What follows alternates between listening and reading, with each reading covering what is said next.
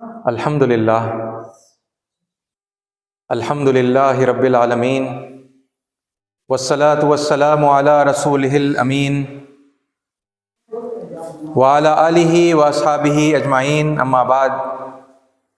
मेरे मुअज़्ज़ज़ सामईन, अस्सलामु अलैकुम व रहमतुल्लाहि व बरकातुहू। फ़अऊज़ु बिल्लाहिस समीइल अलीम मिनश शैतानिर रजीम।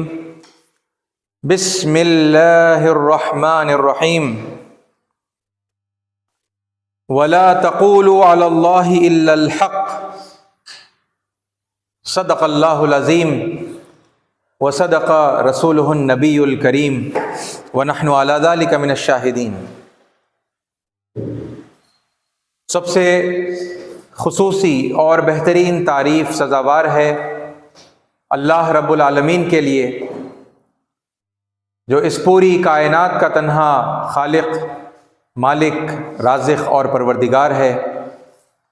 और हज़ारों लाखों सलात व सलाम हो अल्लाह के तमाम ऋषियों पर, तमाम पैगंबरों पर और अल्लाह के आखिरी ऋषि हज़रत मोहम्मद मुस्तफ़ा सल्लल्लाहु अलैहि वसल्लम पर, जिन्होंने अल्लाह का सच्चा पैगाम अल्लाह के बंदों तक पहुँचाया और उस पैगाम को खूबसूरती के साथ आगे दूसरों तक पहुँचाने का तरीक़ा और सलीक़ा भी सिखाया। अज़ीज़ साथियों, पिछली मर्तबा मैंने आपके सामने ये बात रखी थी कि जो बातें और जो तरीक़ेकार मैं आपके सामने कुरान और हदीस के हवाले से पेश करता हूँ, उस पर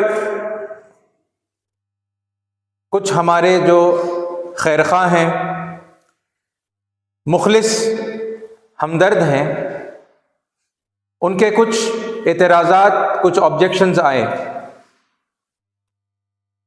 3 ऑब्जेक्शंस हैं, जिसमें से सबसे पहले ऑब्जेक्शन का मैंने आपके सामने पिछले जुमा में तफसीली जवाब दिया है, और वो ये था कि सिर्फ कुरान से दावत दो, दूसरी किताबों की ज़रूरत नहीं है। और उस जवाब पर भी, यानी जिस पहलू पर मैंने बात किया, तो वो इसी हद तक महदूद था कि कुरान किसे कहते हैं, कुरान से मुराद क्या है। और ये हमने देखा तफसील के साथ में कि कुरान मजीद से मुराद उसका अरबी मतन है, अरबिक जो टेक्स्ट है ना, उसी को कुरान कहा जाता है। उस मतन से हटकर फिर जो कोई भी, यानी उसके समझाने के लिए, है ना, उसे आसान बनाने के लिए, लोगों के फ़हम और इदराक की सहूलत की खातिर जो कुछ भी फिर और किया जाता है, वो कुरान नहीं है। वो कुरान का तर्जुमा है, वो कुरान की तफसीर है, और फिर वो मुख्तलिफ, है ना, ज़ुबानों के अंदर, यानी इवन अरबिक के अंदर आपको तर्जुमा और तफसीर मिलेगी, और फिर दुनिया की, है ना, दीगर ज़ुबानों के अंदर, इंग्लिश के अंदर, उर्दू के अंदर, तेलुगु के अंदर, इंडिया की बहुत सारी, है ना, जो रीजनल लैंग्वेजेस है उसके अंदर कुरान मजीद का तर्जुमा हुआ है। और फिर यानी दुनिया के मुख्तलिफ मकामात का भी, है ना, मुल्कों का अलग ज़ुबानों के अंदर भी तर्जुमा हुआ है, तफसीरें भी हुई होंगी। ये कुरान नहीं है, ये बात मैंने आपको बताई, ठीक है। और यानी एक और पहलू बस उसके सिलसिले में बोलते हुए मैं अपनी बात को आगे बढ़ाऊंगा कि अगर वो लोग जो ये इसरार करते हैं कि नहीं कुरान से ही दावत देना चाहिए, है ना, तो इसके ये मीनिंग को अगर हम कंसिडर कर लें कि कुरान से मुराद उसका मतन ही है, अपने फिर कोई और अल्फाज नहीं है, तो फिर इससे ये माने भी निकल कर आते हैं कि खुद पैगंबर इस्लाम हज़रत मोहम्मद सल्लल्लाहु अलैहि वसल्लम ने अल्लाह ताला के इस हुक्म की जो है फरमाबरदारी नऊज़ु बिल्लाह मिन ज़ालिक नहीं की। उन्होंने भी फिर अपने अल्फाज में लोगों को चीज़ें समझाई हैं, है ना, क्योंकि फिर उनके जो अल्फाज हैं वो कुरान नहीं है, वो तो फिर अहादीस रसूल सल्लल्लाहु अलैहि वसल्लम है ना। ये बहुत बड़ा इल्ज़ाम है। ये लोग जो यानी बात मान लेते हैं, उस पर जो इसरार करते हैं, तो फिर वो ये सब यानी डिटेल के अंदर उस चीज़ को सोचते भी नहीं है कि मतलब उनके उस दावे की वजह से है ना क्या क्या मतलब निकल कर आता है। ठीक है, बस एक यानी जज्बात में आ जाते हैं और यानी कोई बात उन्हें समझ में आई है तो बस वो उसे कह देते हैं और सामने वाले पर वो तनकीद करते हैं। ठीक है, गौर करेंगे कि भाई हम क्या कह रहे हैं तो फिर उससे और यानी कि क्या क्या नतीजे निकल कर आते हैं, क्या क्या मतलब उसका निकल कर आता है, तो फिर यानी ये भी मतलब निकल कर आता है ना। और ये तो ऐसा नहीं था, यानी जब अल्लाह के नबी सल्लल्लाहु अलैहि वसल्लम ने दावत पेश की और आप ही हमारे लिए जो बेहतरीन नमूना है, तो फिर आपने जैसे किया है ना, आपके नक्शे कदम पर चलते हुए, ठीक है, हम तर्जुमा का भी इस्तेमाल करेंगे। जहां मतन से काम हो जाता है आप मतन ही इस्तेमाल करें, जहां तर्जुमा की ज़रूरत है आप तर्जुमा इस्तेमाल करें मुख्तलिफ ज़बानों में, जहां तफसीर की ज़रूरत है ना, तो फिर वो तफसीर के वो सारे जो स्टेजेस हैं, है ना, कुरान की तफसीर कुरान खुद करता है ना, साहबे कुरान ने तफसीर की है, हुजूर अकरम सल्लल्लाहु अलैहि वसल्लम ने जो समझाया है, फिर उसके बाद सहाबा ने समझाया है, ताबईन तबे ताबईन, और फिर उसके बाद है ना अहले इल्म जो हुए हैं उनके बाद में। ठीक है, यहाँ तक कि फिर इंसान को अल्लाह ताला ने खुद कुरान में कहा कि क्या तुम गौर व फिक्र क्यों नहीं करते, है ना, तो फिर हर इंसान गौर कर सकता है और फिर वो कोई ना कोई बात को समझता है। और देखिए, नई बातें या फिर नए अंदाज से सोचना, कोई बात कुरान मजीद से समझ में आना, ये कोई अचंभे की बात नहीं है। ठीक है, वैसे तो हम जो बात बता रहे हैं, बातें बता रहे हैं, वो नई नहीं है ना, कुरान से और हुजूर सल्लल्लाहु अलैहि वसल्लम की जिंदगी से, यानी वो पिछले पुराने रेफरेंसेस ही हम बता रहे हैं उस बात को समझाने के लिए जो हम सही समझते हैं, है ना। लेकिन फिर भी अगर कोई नई बात भी कुरान मजीद को गौर फिक्र करने वाले पर जो है खुलती है, उसे समझ में आती है, और अगर वो लोगों के सामने बोलता है, तो फिर अब ये जो रेजिस्टेंस है ना लोगों के अंदर आता है कि भाई आपने ऐसे कैसे कह दिया, क्या पहले किसी ने कोई ये बात कही थी, है ना। तो ये जो पहलू मतलब आता है कि भाई नहीं, पहले से किसी ने कहा हुआ है तो फिर हम उसे जो है लेंगे, नई बात आप नहीं बता सकते, है ना, ये एतराज जो लोग करते हैं, तो फिर वो कुरान के खिलाफ पड़ती है वो बात, है ना। क्योंकि अल्लाह कुरान में कहता है सनुरीहिम आयातिना फिल आफाकी वफी अनफुसिहिम, ठीक है, हम उन्हें दिखाते चले जाएंगे, सनुरीहिम आयातिना, हमारी आयात हमारी निशानियां दिखाते चले जाएंगे।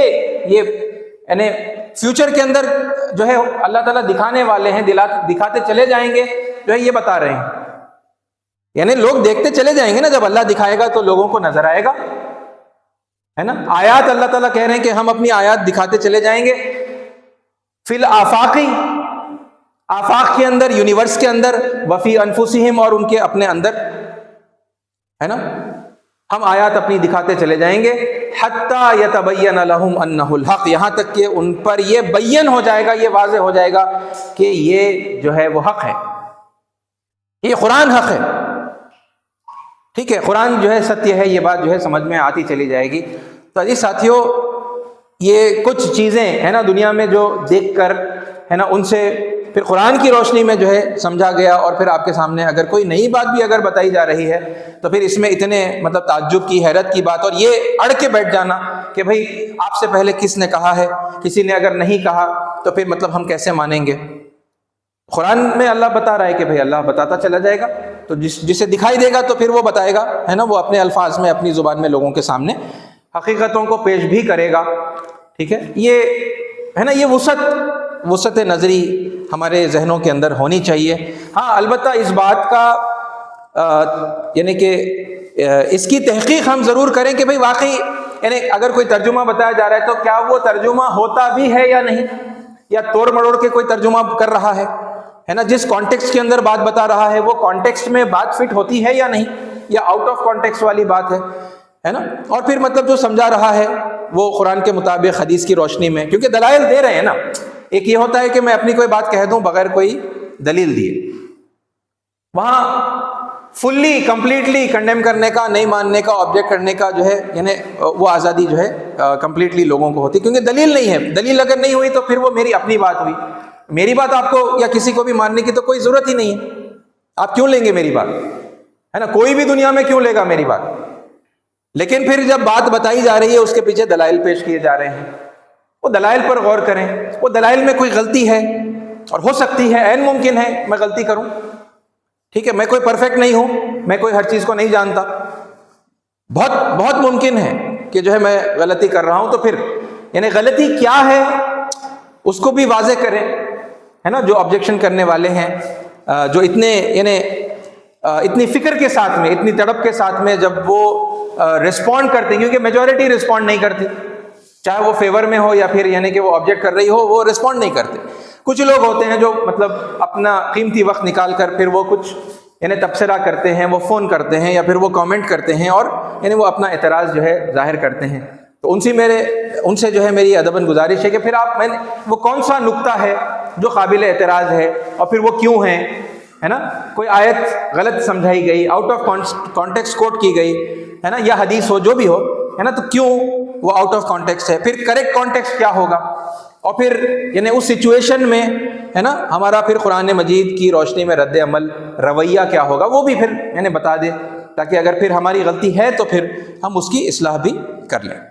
लेकिन बगैर दलाइल के साथ बस ये मतलब कह देना ये गुमराह है, ये सब गलत है ना, ये कुरान के खिलाफ है, और कोई एक दलील भी जो है मतलब अगर नहीं दी जाती तो फिर ये मुमकिन नहीं है ना कि उस दलील को एक्सेप्ट किया जाए, उस ऑब्जेक्शन को एक्सेप्ट किया जाए, है ना? अगरचे कि हम लगातार यानी अपने आप को ही क्रिटिकली एनालाइज करते चले जाते हैं, है ना, अपनी गलतियों को पकड़ने की हम खुद हत्तल इम्कान जो है यानी लगातार कोशिश में लगे हुए होते हैं। बहरहाल अजीज साथियों, दूसरा जो एतराज़ है उस पर और फिर यानी तीसरे एतराज़ पर भी मौका रहा तो मैं इंशाल्लाह कुछ बातें आपके सामने अभी रखूँगा, ठीक है? दूसरा एतराज़ ये है, वैसे तो जनरल है लेकिन मैं इसे यानी खुसूसी भी है, तो मैं वो खुसूसी वाला पहलू आपके सामने रख रहा हूँ, ठीक है? वो ये है कि वेद, ठीक है, ख़ास एतराज़ वेदों पर है कि वेद हालिया दौर में लिखे गए हैं और अगरचे कि बहुत सारे फिर यानी कि बातें हैं जो इस बात को यानी प्रूव करने के लिए, है ना, इस्तेमाल की जाती हैं, लेकिन वो उनमें से एक बहुत ऑथेंटिक समझ रहे हैं लोग इस एतराज़ को कि भाई इतनी जगह दुनिया में जो है खुदाइयाँ हो रही हैं, आर्कियोलॉजिकल एक्सकवेशंस हो रहे हैं, लेकिन वेदों के कोई आर्कियोलॉजिकल एविडेंसेस नहीं मिले, है ना? इतनी खुदाइयों में, अगर वेद इतने पुराने होते तो फिर यानी खुदाइयों में मिलना चाहिए था ना, कहीं ना कहीं वेद लिखे हुए, और फिर उसके बाद यानी उनकी कार्बन डेटिंग होती तो फिर पता चलता कि हाँ भाई ये भी मतलब जैसा बताया जा रहा है 5000 साल, 10,000 साल, 25,000 साल या फिर यानी उससे भी और पुराना जो है जो लोग वेदों को कहते हैं, तो फिर ये लिखे हुए पाए जाते तो फिर यानी बात बिल्कुल वाज़े हो जाती, दूध का दूध पानी का पानी हो जाता, है ना? आर्कियोलॉजिकल एविडेंसेस पर जो लोग ये यानी यकीन रखते हैं, ठीक है, इस तरह से उनका ये एक एतराज़ है, ठीक है? मैं इस वक्त वही और एतराज़ को यानी कि एड्रेस कर रहा हूँ, ठीक है? उसके बारे में मैं कुछ बातें आपको बता रहा हूँ। देखिए, ये बात वेदों के सिलसिले में हमें जाननी चाहिए पहले तो और समझनी चाहिए, ठीक है, कि वेद शुरू से जब दिए गए तो वो लिखे नहीं गए, ठीक है? और ये आप मतलब फिर हिंदू पंडितों से भी आप पूछें, वो लोग जो यानी वेदों को जानते हैं, फिर मानते भी हैं या फिर अगर नहीं भी मानते तो फिर उनकी जो रिसर्च है, ठीक है, जो बातें वेदों के सिलसिले से जो है मानी जाती हैं, ठीक है, तो उनसे भी आप इसे यानी क्रॉस चेक करें, वेरीफाई करें, ठीक है? हिस्टोरिकली ही यानी क्या जो है वेदों के साथ में हुआ वो मैं बता रहा हूँ, ठीक है? क्योंकि ये जो आर्कियोलॉजिकल एविडेंस की जो डिमांड आ रही है कि वो नहीं मिले, ये भी हिस्टोरिकल एविडेंस ही हुआ ना, मतलब कदीम खुदाइयों में यानी वो चीज़ मिली कोई खंडरात के अंदर कहीं ज़मीन में दबी हुई, तो फिर वो जब मिली तो यानी वो पता चल रहा है कि वो पुरानी है, वो नहीं मिला, है ना, वो वैसा सबूत नहीं मिला, जो है ये बात चूँकि आ रही है। तो मैं भी जो आपको जवाब दे रहा हूँ ये भी हिस्टोरिकल ही है, ठीक है? कि देखिए, वेद को दरअसल अगर हम देखें तो ये इसे श्रुति कहा जाता है, ठीक है? श्रुति सुना जाने वाला, जो सुना गया, ठीक है, ये श्रुति है। और फिर इसको स्मृति भी कहते हैं। स्मृति वो जो याद किया हुआ, ठीक है। तो सुना हुआ कलाम, सुनाया, जो सुनाया जाता है, सुना जाता है, ठीक है। और वो जो स्मृति है, वो जो याद किया गया, ठीक है। तो फिर याददाश्त से फिर वो लोगों को सुनाया जाता है, तो ये स्मृति है। ओके, वेदों के बारे में फिर ये मैंने आपसे इससे पहले भी कहा होगा कि ये अपौरुषीय जो है माने जाते हैं। यानी पौरुषीय मतलब इंसानों के लिखे हुए, इंसानों के द्वारा बनाए गए। अपौरुषीय मतलब ये इंसानों से परे, ये इंसानों के बस का नहीं है, ऐसा जो है ये वेदों के बारे में कहा जाता है, ठीक है। और फिर अब हम हिस्ट्री पर जब गौर करते हैं तो हमें पता चलता है कि वेद लिखे नहीं गए थे, ठीक है। चंद यानी आज से चंद साल पहले तक, 100-150 साल पहले तक जो है वेद लिखे नहीं गए थे। वो बस याद किए जाते थे, वो हिफ्ज किए जाते थे। अगर हम अरबिक में कहेंगे तो हिफ्ज है ना, वो बाय हार्ट जो है याद किए जाते थे। और उनको याद करने के लिए अलग अलग जो हमारे सनातन समाज के अंदर अलग अलग खानदान थे जो उसके लिए जो है यानी कि अपॉइंटेड थे। ओके, आपने नाम सुना होगा वेदी। तो वेदी जो खानदान के लोग होते थे वो किसी एक वेद को जो है याद कर लेना और उसको फिर यानी वो पूरी सिक्योरिटी के साथ में यानी उसको फिर अपने नेक्स्ट जनरेशन तक उनको हिफ्ज करवाना, याद दिलवाना, उसे फिर इस तरह से ट्रांसफर करना, ये उस खानदान की जिम्मेदारी होती थी। द्विवेदी नाम सुना होगा आपने, 2 वेद याद करने वाले खानदान से मुतालिक जो फर्द होते थे वो द्विवेदी होते थे।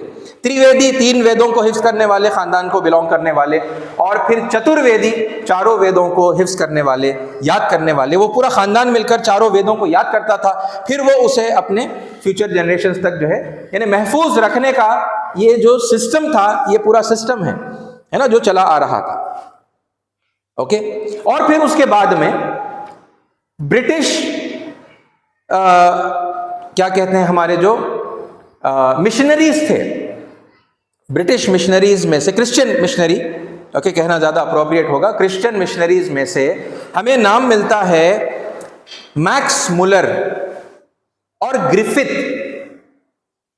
ये वो लोग हैं जो वहाँ से यानी हिंदुस्तान आए, इन्होंने अपनी जिंदगियां यहाँ पर लगा दी और पंडितों के साथ वक्त गुजार कर उन्होंने वेदों को जो है पंडितों से निकाल, क्योंकि अब ये क्या है, पंडित उन्हें याद करके थे, है ना, मेमोराइज करके थे, तो फिर ये दूसरे आदमी के लिए यानी उसको हासिल करना, ये मतलब जब तक वो नहीं कर सकता था जब तक पंडित खुद उन्हें न दे, है ना, ये इनएक्सेसिबल है। किसी के दिमाग में कोई बात हो तो हम कैसे उसे एक्सेस कर लेंगे, कैसे उसे हासिल कर लेंगे।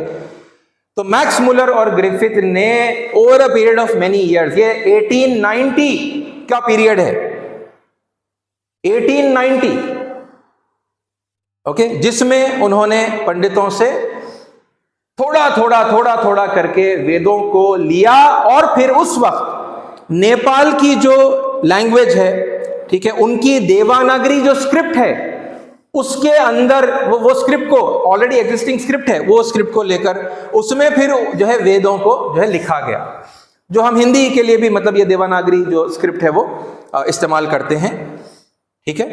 तो उस स्क्रिप्ट के अंदर जो है वो वेद जो है लिखे गए 1890। अब 1890 से 1990 100 साल हो गए, अब उसके बाद से अब ये 2020 130 साल 133 ईयर्स ये यानी कि पीरियड है, यानी आज से 150 साल भी नहीं हुए कि जो है वेद राइटिंग में आए।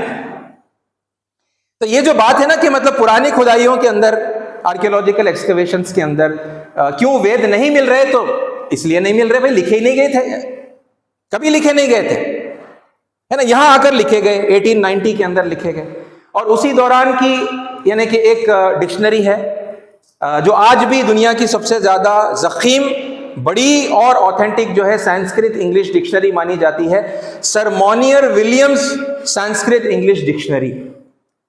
बड़ी ज़ख़ीम किताब है, बड़ी मतलब वॉल्यूमनस है और मतलब हैरत होती है उनकी तहकीक के ऊपर, और जो यानी कि कोई इंसान इस तरह का काम भी अंजाम दे सकता है कि उन्होंने कोई संस्कृत का जब शब्द लिया, कोई वर्ड लिया, तो उसमें फिर वो वेदों में, उपनिषदों में, पुराणों के अंदर और दूसरे जो मतलब रिलीजियस लिटरेचर है उसके अंदर वो कब कब इस्तेमाल हुआ, कहाँ कहाँ इस्तेमाल हुआ, किन मानों के अंदर कहाँ कहाँ पर आया है, उतनी डिटेल के अंदर एक एक लफ्ज को जो है संस्कृत में सर मोनियर विलियम्स का ये कारनामा है, उन्होंने कंपाइल किया। आज भी दुनिया की most authentic Sanskrit English dictionary जो है मानी जाती है सर मोनियर विलियम्स की। तो जी साथियों, ये लिखे नहीं गए, आर्कियोलॉजिकल उनके एविडेंसेस नहीं मिले, ये बिल्कुल एक यानी फितरी बात है क्योंकि वो लिखे ही नहीं गए थे। ठीक है, वो बहुत यानी बात को अभी ये रिसेंट हम कहेंगे 133 ईयर्स पहले जो है ये लिखे गए। ठीक है, और फिर उसके बाद अब आपको मिलेगा, है ना, वरना उससे पहले वेद लिखे ही नहीं गए। ये पहलू अगर देख लें तो वो है ना, जिस बात को लेकर अड़े हुए हैं कि नहीं भाई हम तो यानी कि इन्हें बहुत रीसेंट मानेंगे, ये कल नहीं परसों लिखे गए, है ना, ये कदीम है ही नहीं, ये दावा के मतलब वेद सबसे प्राचीन है, सबसे पुराने हैं, ये दावा ही गलत है, इस बात पर इसरार करने वाले जरा हिस्टोरिकली यानी ये पहलू अगर देख लें तो फिर बात वेरीफाई हो जाती है ना, क्लैरिफाई हो जाती है कि भाई why Ved were not written down, है ना, वेद क्यों नहीं लिखे गए। अच्छा, फिर उससे और आगे जब हम बढ़ते हैं तो तीसरा एतराज है ना, और इसमें मैं फिर जाहिर सी बात है मैं वेद, उपनिषद और फिर भगवत गीता को तो एड्रेस कर ही रहा हूं। ठीक है, साथ में जो तौरात है और इंजील है, ठीक है, जबूर है, कोई भी आसमानी किताब है ना, कोई भी किताब जिसके बारे में लोगों का ये मानना है कि वो अल्लाह की तरफ से जो है नाजिल की गई है ना, उस किताब के हवाले से ठीक है अब मैं आगे का कुछ यानी कि एक्सप्लेनेशन और जवाब आपके सामने पेश कर रहा हूं। तीसरा एतराज ये है कि दूसरी आसमानी किताबें अब करप्ट हो चुकी हैं, पोल्यूट हो चुकी हैं, इंटरपोलेटेड हो चुकी हैं, लिहाजा ये एक स्टेटमेंट है और फिर अब उससे एक नतीजा निकाला जाता है, लिहाजा अब वो तकलीद के, फॉलो करने के और गाइडेंस प्रोवाइड करने के लायक नहीं रही, अब वो हिदायत के लायक नहीं रही वो किताब। ठीक है, ये एक कॉमन यानी कि अंडरस्टैंडिंग है बहुत सारे लोगों की, मुस्लिम्स इंक्लूडिंग, फिर मतलब वो जो दूसरे यानी कि धर्मों को मानने वाले हैं। ठीक है, वो किताब करप्ट, अब उसमें फिर ये भी है ना, जैसा मुस्लिम्स, क्रिश्चियंस, जूस और हिंदूज की डिवाइन स्क्रिप्चर्स, डिवाइन माने जाने वाली जो स्क्रिप्चर्स है उनके बारे में उनका ये ख्याल है, तो फिर अब ये ख्याल क्रिश्चियंस का भी यानी कि हिंदू स्क्रिप्चर्स को लेकर है, और फिर अब ये रिसेंट में हुआ है कि अब कुरान को लेकर भी उनका ऐसे ही वो हो गया कि भाई कुरान भी ऑथेंटिक नहीं है, कंपाइल करने में बड़ा वो हो गया, ताखीर हो गई, कई यानी कि बरस के बाद में जो है कुरान कंपाइल हुई, जब तक वो यानी कि उसमें कई चीज़ें शामिल कर दी गई थी। ये एतराज़ भी मतलब अब ये आ गया है बहुत सारे लोगों के अंदर। अब ये क्या चल रहा है, टग ऑफ वॉर, एक दूसरे को है ना क्रिटिसाइज करना, कंडेम करना, और अब एक दूसरे की किताब के ऊपर जो है यानी कि ये हमले करना। अब ये यानी कि आपस में ये माहौल आप देख ही रहे हैं फिर। ठीक है, फिर अब ये मिजाज अगरचे के मेजॉरिटी हमारी हिंदू कौम में नहीं है, वो बहुत रिस्पेक्ट करते हैं दूसरों के मजहबी शख्सियात का। ठीक है, हमारी हिंदू कौम बहुत आदर करती है, बहुत सम्मान करती है। किसी की मजहबी किताब हो, है ना, रिलीजियस मतलब कोई स्क्रिप्चर मानी जा रही है, वो अगरचे के मानते हैं या नहीं, लेकिन वो रिस्पेक्ट, बहुत रिस्पेक्ट करते हैं। मगर फिर अब ये रिसेंट टाइम्स में हम देख रहे हैं कि उनके अंदर वो बाज लोग, सब नहीं, फिर यानी कि बाज लोग हैं जो बहुत यानी कि अपने गुस्से का और नाराजगी का इजहार कर रहे हैं, और फिर वो पलटाकर है ना वो भी दूसरे इन किताबों के ऊपर, क्योंकि ये बड़ा लंबा सिलसिला चला है ना, जो यहाँ से यानी मुस्लिम्स एंड क्रिश्चियंस खास तौर पर, क्योंकि ये प्रोपोगेटिंग ग्रुप्स है ना, जिसे हम दावती ग्रुप कहते हैं, दावत देते हैं वो और धर्म परिवर्तन करते हैं। अब तक ये अंडरस्टैंडिंग अभी भी यानी कि लार्जली यही अंडरस्टैंडिंग है कि वो धर्म से छुड़ाकर यहाँ है ना इस्लाम धर्म में लाना है, या फिर हिंदू धर्म से छुड़ाकर क्रिश्चियनिटी के अंदर जो है उनको एक्सेप्ट करवाना है, ये यानी रिलीजियस कन्वर्जन जो है करवाना है। ये अंडरस्टैंडिंग चूंकि बहुत सारे लोगों की है, तो ये अभी तक भी मतलब ये चीज चली आ रही।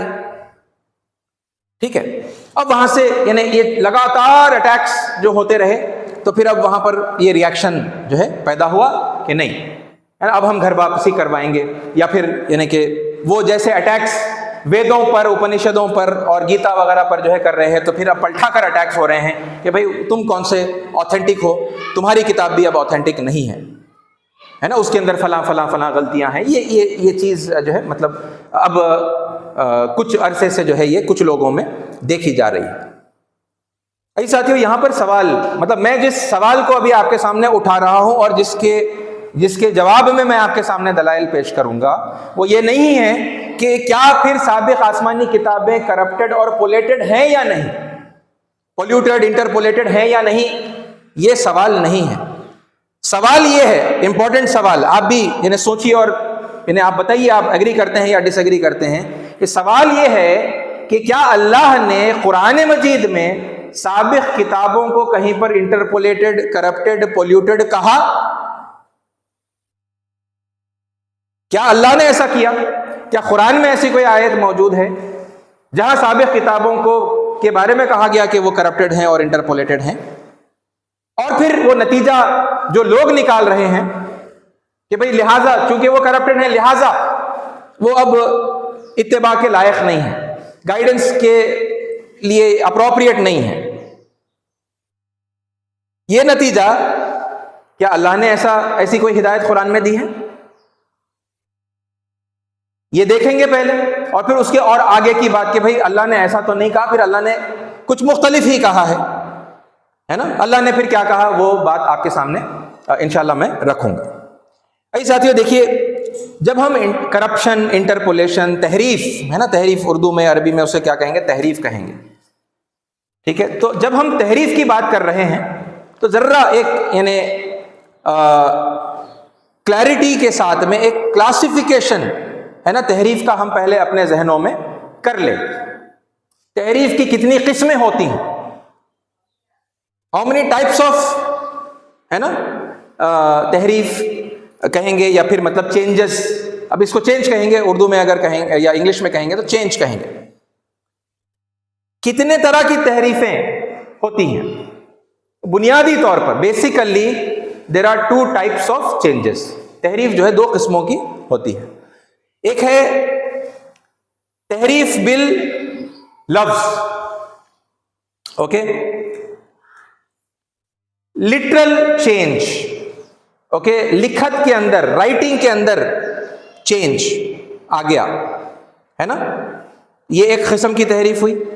और फिर दूसरा है तहरीफ बिल माना या फिर तहरीफ बिल कौल, वर्बल चेंज,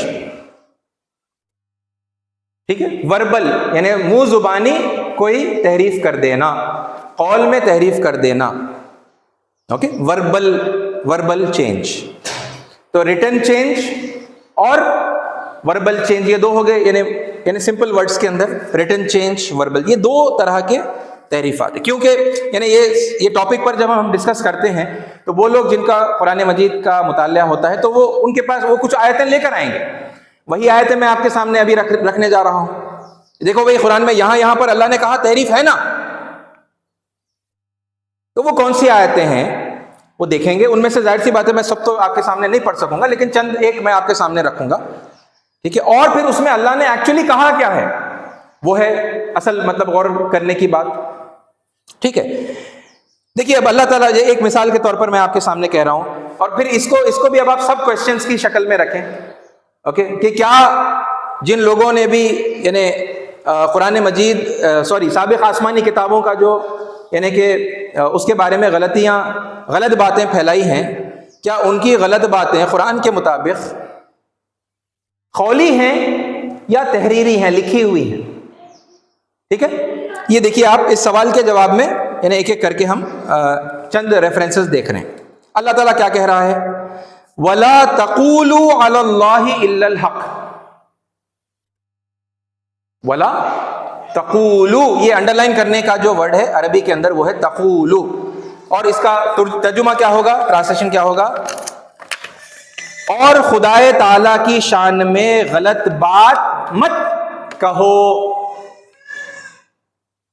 है ना। अल्लाह ताला क्या चीज को मना कर रहा है? कहने को मना कर रहा है। लोग कह रहे थे अल्लाह ताला के बारे में, गॉड, सुप्रीम गॉड के बारे में गलत बातें लोग कह रहे थे, यहां मना किया जा रहा है। ये नहीं कहा जा रहा वला तक्तुबू अलल्लाहि इल्लल हक़, और अल्लाह के बारे में गलत सलत मत लिखो, क्या ऐसा कहा जा रहा है? क्योंकि लोग जो कर रहे हैं लोग जो कर रहे हैं उसके हिसाब से यहां से एडवाइस दी जा रही है ना, लोगों को जो है बताया जा रहा है कि ऐसा मत करो। तो क्या मत करो? अल्लाह ताला के ताल्लुक से गलत बात मत कहो।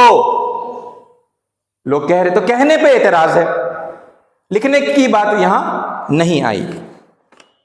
उसी आयत में जरा और आगे बढ़े, वला तकुलू सलासा, और ट्रिनिटी मत कहो, तसलीस मत कहो।